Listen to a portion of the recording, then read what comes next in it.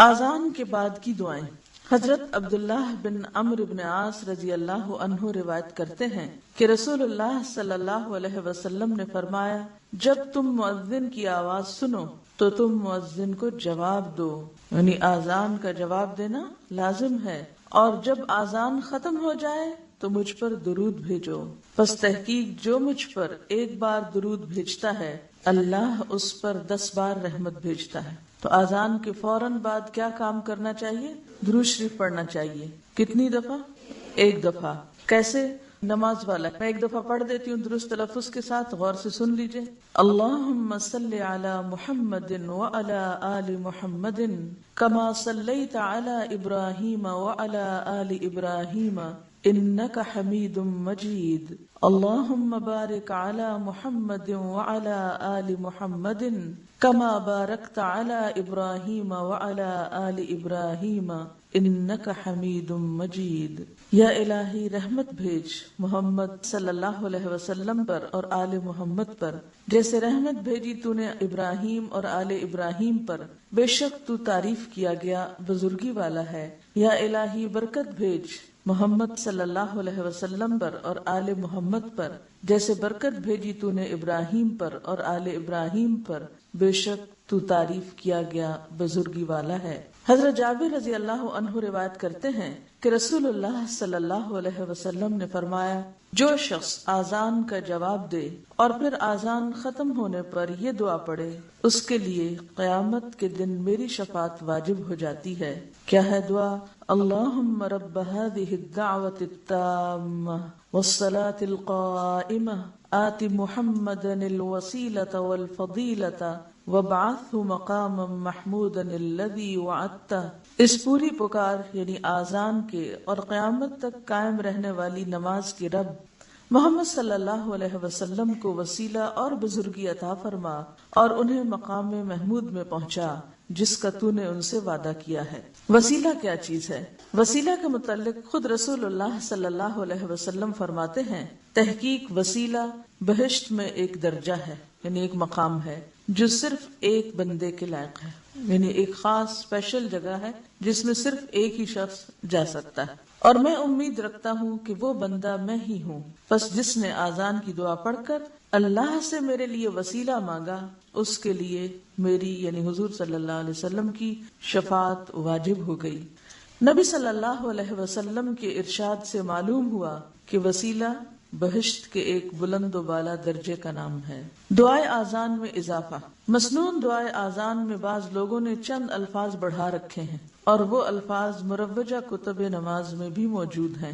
دعائے مسنونہ کے جملہ والفضیلہ کے بعد والدرجۃ الرفیعہ کی زیادتی کرتے ہیں اور آگے وعدتہ کہ خالص دودھ میں ورزقنا شفاعتہ یوم القیامہ کا پانی ملا رکھا ہے، اور پھر اخیر میں مسنون دعا کے اندر یا ارحم الراحمین کی آمیزش ہے۔ افسوس، کیا نبی صلی اللہ علیہ وسلم کی بتائی ہوئی دعا میں یہ خامی رہ گئی تھی جو بعد کے لوگوں نے اپنے اضافے سے پوری کی؟ مسلمانوں کو رسول اللہ صلی اللہ علیہ وسلم کے فرمان پاک میں کمی یا زیادتی کرنے کے تصور سے کانپ اٹھنا چاہیے، یعنی ہمارا کوئی مقام نہیں کہ ہم اپنی طرف سے اضافے کریں۔ نبی صلی اللہ علیہ وسلم نے رات کو باوضو ہو کر سونے سے پہلے پڑھنے کے لیے ایک دعا بتائی۔ حضرت براء بن عازب رضی اللہ عنہ نے پڑھ کر سنائی تو بنبی کا کی جگہ برسول کا یعنی نبی کی جگہ رسول کہا تو نبی صلی اللہ علیہ وسلم نے فرمایا، میرے بتائے ہوئے لفظ نبی کو رسول سے مت بدلو بلکہ بنبی کا ہی کہو، یعنی حتیٰ کہ دعاؤں میں بھی آپ نے الفاظ کو بدلنے کی اجازت نہیں دی الا یہ کہ آپ نے خود ہی 2 مختلف طریقوں سے ایک چیز بتائی ہو۔ حضرت سعد بن ابی وقاص روایت کرتے ہیں کہ رسول اللہ صلی اللہ علیہ وسلم نے فرمایا، جو شخص مؤذن کی آذان سن کر یہ دعا پڑھے تو اس کے گناہ بخش دیے جائیں گے۔ دعا یہ ہے، اشہد ان لا الہ الا اللہ وحدہ لا شریک لہ وان محمدا عبدہ ورسولہ رضیت باللہ ربا وبمحمد رسولا وبالاسلام دینا۔ میں گواہی دیتا ہوں کہ اللہ کے سوا کوئی سچا معبود نہیں، وہ ایک ہے، اس کا کوئی شریک نہیں، اور حقیقت میں محمد صلی اللہ علیہ وسلم اس کے بندے اور رسول ہیں۔ میں اللہ کے رب ہونے اور محمد صلی اللہ علیہ وسلم کے رسول ہونے اور اسلام کے دین ہونے پر راضی ہوں۔ اذان و اقامت کے کچھ اور مسائل۔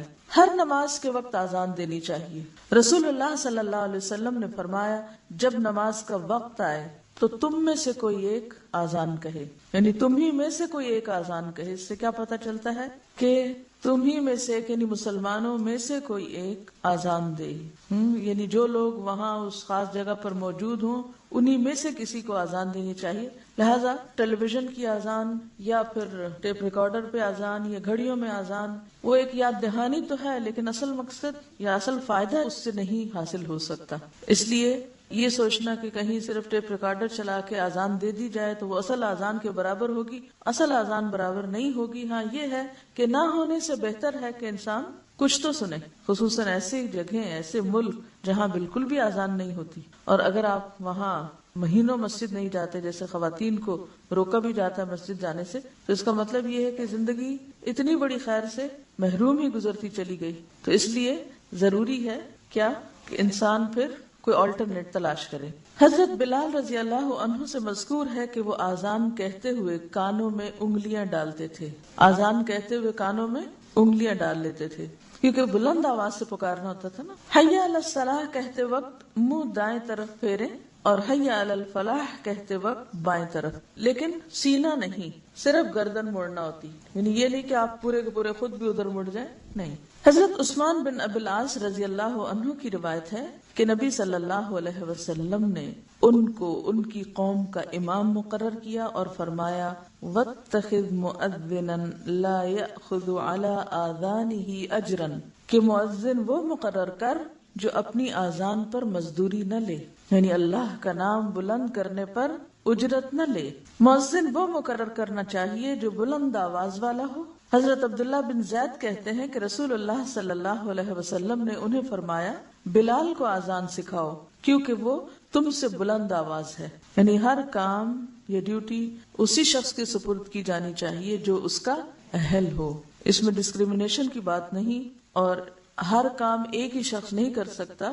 اللہ نے مختلف لوگ مختلف صلاحیتوں کے ساتھ پیدا ہی اس لیے کیے ہیں کہ وہ مل جل کر دنیا کا نظام چلائیں، چاہے وہ دین سے متعلق کوئی چیز ہو یا دنیا سے متعلق۔ ایک صحابیہ رضی اللہ عنہا فرماتی ہیں کہ مسجد کے قریب تمام گھروں سے میرا مکان اونچا تھا، یعنی ہائٹ زیادہ تھی، اور حضرت بلال اس مکان پر چڑھ کر فجر کی اذان دیتے تھے۔ تو اس سے یہ بھی پتہ چلتا ہے کہ اذان بلند جگہ سے دینی چاہیے کیونکہ اس سے آواز زیادہ پھیلتی۔ جب انسان کسی کمرے کے اندر یا مکانوں کے بیچ میں کھڑا کر دیتا تو دیواریں اور باقی چیزیں جو ہیں وہ آواز کو پھیلنے سے روک دیتی ہیں، اور اس طرح وہ اصل مقصد پورا نہیں ہوتا۔ حضرت عبداللہ بن عمر رضی اللہ عنہ روایت کرتے ہیں کہ رسول اللہ صلی اللہ علیہ وسلم نے ایک آدمی کو فرمایا جیسے مؤذن کہتا ہے تو بھی اسی طرح جواب دے، پھر جب تو جواب سے فارغ ہو جائے تو دعا مانگ، تو دیا جائے گا۔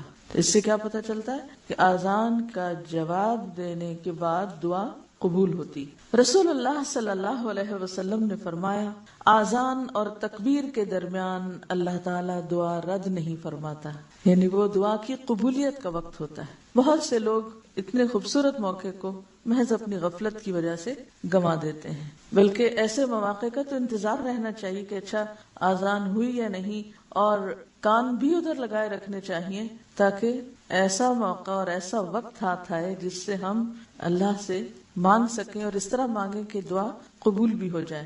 بیماریوں اور وبا کے موقع پر لوگ گھر گھر اذانیں دیتے ہیں، یہ سنت سے ثابت نہیں، کیونکہ اس سلسلے میں پیش کی جانے والی تمام روایات ضعیف ہیں۔ آپ نے دیکھا ہوگا مدینہ میں کئی دفعہ بہت مشکل حالات آئے، آپ کو جنگ احزاب کا موقع بھی یاد ہوگا کہ جب مسلمانوں کا حال کیا ہو گیا تھا، ہنالک ابتلی المؤمنون وزلزلوا زلزالا شدیدا، اتنا شدید خوف و ہراس تھا اور اتنی شدید آزمائش تھی کہ بس یوں لگتا تھا کہ اب ختم ہی ہو کے رہ جائے گا سب سلسلہ۔ لیکن ایسے موقع پر بھی مدافعت کے لیے کوئی اذانیں نہیں دی گئی تھی گھر گھر میں یا چھتوں پہ چڑھ کے۔ الصلاۃ خیر من النوم کے الفاظ سوائے اذان فجر کے کسی اور اذان میں نہیں کہنے چاہیے۔ اقامت آزان کے فوراً بعد نہیں ہونی چاہیے. یہ نہیں کہ ادھر سے آزان اور دوسری طرف اقامت شروع ہو جائے، کیونکہ نبی صلی اللہ علیہ وسلم نے فرمایا آزان اور تکبیر کے درمیان نفل نماز کا وقفہ ہوتا ہے. یہ نماز کی جو سنتیں ہوتی ہیں وہ اس وقت ادا کی جاتی ہیں. صبح صادق سے کچھ دیر پہلے والی آزان جائز ہے، یعنی تہجد کی آزان جس کو بولتے ہیں. نبی صلی اللہ علیہ وسلم نے فرمایا تمہیں بلال کی آزان سحری کھانے سے نہ روکے، کیونکہ وہ رات کو آزان دیتے ہیں تاکہ تہجد پڑھنے والا لوٹ آئے، یعنی تہجد سے فارغ ہو جائے اور سونے والا نماز فجر کے لیے خبردار ہو جائے. اور عموماً لوگ حضرت بلال کی اذان کے ساتھ اٹھتے تھے اور پھر دوسری اذان کے ساتھ فجر پڑھتے تھے اور اس بیچ کے عرصے میں سحری کھاتے تھے. نبی صلی اللہ علیہ وسلم نے فرمایا جب اقامت ہو جائے تو فرض نماز کے علاوہ کوئی نماز نہیں ہوتی، یعنی جب تکبیر ہو جائے صفیں بننے لگے تو پھر نفل سنت وغیرہ کچھ نہیں، اس سے ختم کر دینا چاہیے. رسول اللہ صلی اللہ علیہ وسلم نے میدان عرفات میں 2 نمازیں اکٹھی پڑھی. آپ نے آزان ایک مرتبہ دلوائی اور ہر نماز کے لیے اقامت الگ الگ کہلوائی. اس سے پتہ چلتا ہے کہ جب نمازیں جمع کی جا رہی ہوں کسی بھی وجہ سے، خواہ وہ کسی سبب قضا ہو گئی تو آپ جمع کر رہے ہیں یا سفر کی وجہ سے جمع کریں، 2 ہی اسباب ہوتے ہیں نا جمع کرنے کے. گھر میں آرام سے بیٹھ کے تو نہیں جمع کی جاتی، الا یہ کہ کوئی بیمار ہو یا کسی ایسے عذر میں ہو. تو ایسی صورت میں آزان ایک ہی بار ہوگی، کیونکہ جب ایک نماز کا وقت ہو تو ایک ہی دفعہ آزان ہوتی، لیکن ہر نماز کے لیے پھر اقامت الگ الگ. رسول اللہ صلی اللہ علیہ وسلم نے فرمایا جب اقامت کہی جائے تو صف میں شامل ہونے کے لیے نہ بھاگو، یعنی اقامت ہوگی، مثلا یہ مسجد کا حال ہے اور کوئی شخص وہ اس دروازے کے پاس ہے یا باہر ہے، اس نے سنا اقامت ہو گئی، اب وہ کیا کرے، دڑ دڑ بھاگنا شروع کر دے. اس کے پیچھے ایک اور ہے وہ بھی بھاگنا شروع کر دے. اور جو نمازی صف میں کھڑے ہو کر اپنی توجہ اللہ کی طرف کرنا چاہ رہے ہیں وہ پریشان ہو جائے کہ معلوم نہیں پیچھے کیا بلوا ہو گیا ہے،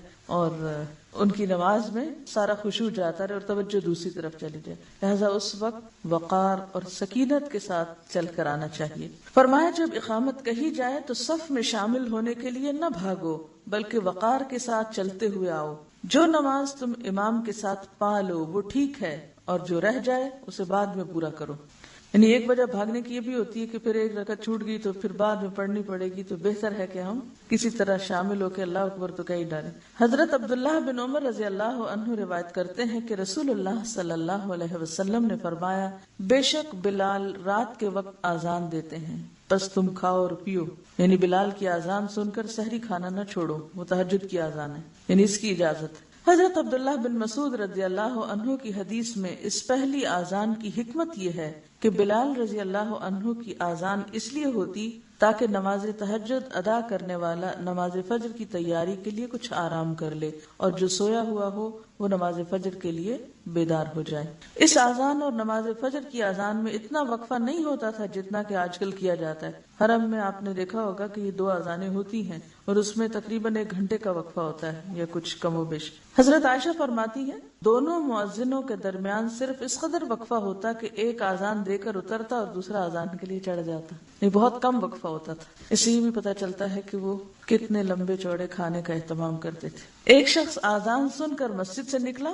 حضرت ابو ہریرہ رضی اللہ عنہ نے فرمایا کہ بے شک اس شخص نے ابو القاسم کی نافرمانی کی، یعنی اذان ہو رہی تھی اور وہ نماز پڑھنے کے بجائے مسجد سے نکل کر کسی اور کام چلا گیا.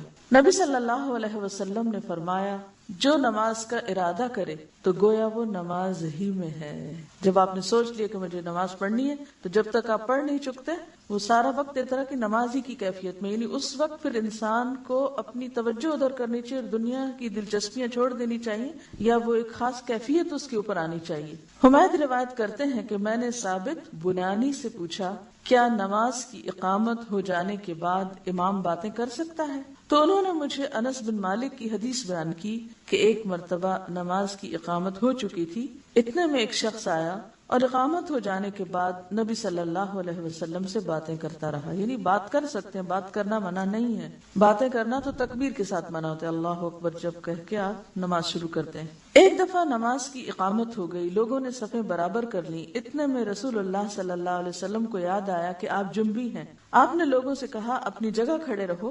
پھر آپ نے گھر جا کر غسل فرمایا اور جب آپ واپس تشریف لائے تو آپ کے سر سے پانی ٹپک رہا تھا. پھر آپ نے نماز پڑھائی. یعنی اس سے پتہ چلتا ہے کہ اذان کے بعد ضروری کام کیے جا سکتے ہیں. آپ کا سوال تھا کہ کیا عورت اقامت کہہ سکتی ہے یا عورت آذان دے سکتی ہے، تو اس سلسلے میں کچھ چیزیں آپ کے علم میں لانا چاہوں گی کہ علماء اس بارے میں کیا کہتے ہیں۔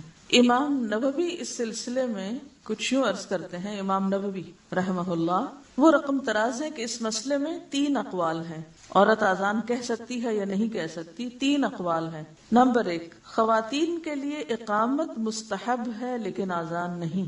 آذان اس لیے نہیں کیونکہ آذان اوقات نماز سے خبردار اور آگاہ کرنے کے لیے ہوتی ہے، اور یہ صرف بلند آواز ہی کے ذریعے ممکن ہے۔ اب ایک عورت اگر چھت پہ چڑھ کے بلند آواز سے پکار بھی رہی ہے تو کیا ہوگا؟ عورتوں کی آواز ویسے بھی مردوں کی نسبت بلند نہیں ہوتی، باریک ہوتی ہے، اس سے وہ مقصد حاصل نہیں ہوتا جو آذان کا ہے، ٹھیک ہے نا؟ تو اس لیے عورت کو یہ تکلیف نہیں دی گئی کہ وہ چھت پر کھڑی ہو کر آذان دے، ٹھیک ہے؟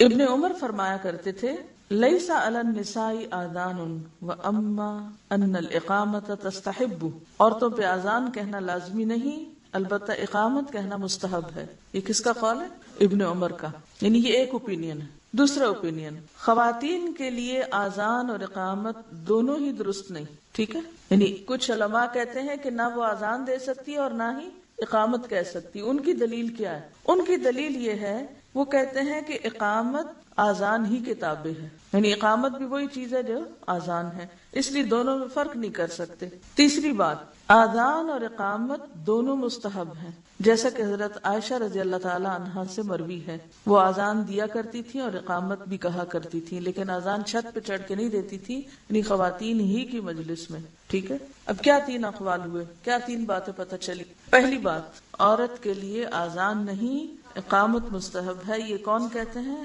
امام نووی۔ کیوں؟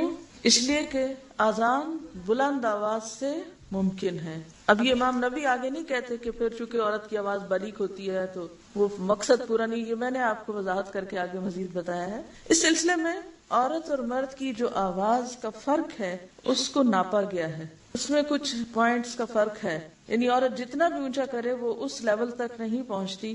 اب یہ ہے کہ آذان ایک خاص ریچول بھی ہے اور ایک اطلاع ہے مسلمانوں کو نماز کی طرف بلانے کے لیے، اور پھر خاص طور پر مسجد میں اکٹھا کرنے کے لیے، جہاں نماز کی طرف بلانا وہاں مسجد میں جمع کرنے کے لیے۔ اب ظاہر ہے کہ عورت کے اوپر یہ ساری ذمہ داری ہے نہیں، لہٰذا اس کا اس میں کوئی رول نہیں ہے، سمجھ میں آتی ہے بات۔ دوسرا قول یہ کہ آذان اور اقامت دونوں نہیں ہو سکتے۔ کیوں؟ اس لیے کہ کوئی ایسی سنت روایت نہیں ملتی کہ نبی صلی اللہ علیہ وسلم کے زمانے میں کسی عورت کو بھی مؤذن مقرر کیا گیا تھا، تو ایسی صورت میں جب آذان نہیں تو اقامت کس لیے؟ تیسری روایت، یہ تیسرا قول کیا ہے کہ حضرت عائشہ رضی اللہ تعالی عنہا آذان اور اقامت دونوں کہتی تھی، اور ان سے بھی یہ بات نہیں ثابت کہ وہ کہیں بلند جگہ پر کھڑے ہو کر پورے مدینہ کے لیے وہ کہا کرتی تھی۔ اس میں زیادہ اتنی رخصت یا گنجائش ملتی ہے کہ وہ، یعنی مثلاً اگر عورتیں اکٹھی ہیں کہیں ایک جگہ پر تو وہ کسی لاؤڈ سپیکر یا باقاعدہ کسی طریقے پر کہنے کی بجائے اگر خود سے کہہ دیتی ہیں تو اس کا ایک جواز ضرور ملتا ہے۔ یہ الگ بات ہے کہ